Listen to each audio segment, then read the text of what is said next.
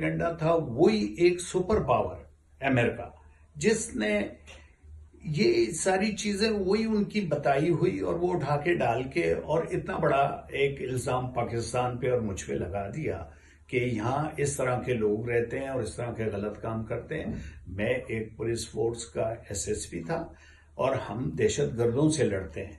400 के करीब दहशतगर्द या 500 या 440 थे, तो उनमें से किसी एक की भी कंप्लेंट नहीं है मेरे खिलाफ कि मैंने किसी को मारा है किसी लालच के तहत या किसी जाली एनकाउंटर में। आज मेरे हटने के 2 साल बाद भी कोई कंप्लेंट नहीं आई है।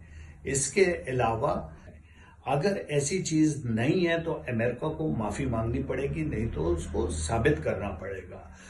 एक मुलजिम बता दें कि जिसने कभी कहा हो कि मैं किसी के साथ ताउन करता था या मिक्सअप करता था, तो अमेरिका वाले क्या मुझे पाकिस्तान में सजा दे दी जाए।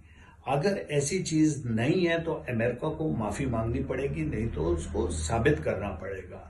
दूसरे नंबर पे उस एक भी आदमी से किसी जराइम पेशा से मेरा कांटेक्ट हो तो मुझे पाकिस्तान में खड़े करके चौराहे पे गोली मार दी जाए। और अगर ये चीज नहीं है तो अमेरिका को माफी मांगनी पड़ेगी। मैं उसके खिलाफ वाशिंगटन में अपने वकील के जरिए केस भी करूंगा, यहाँ एम्बेसी में भी उनको लेटर लिखूंगा।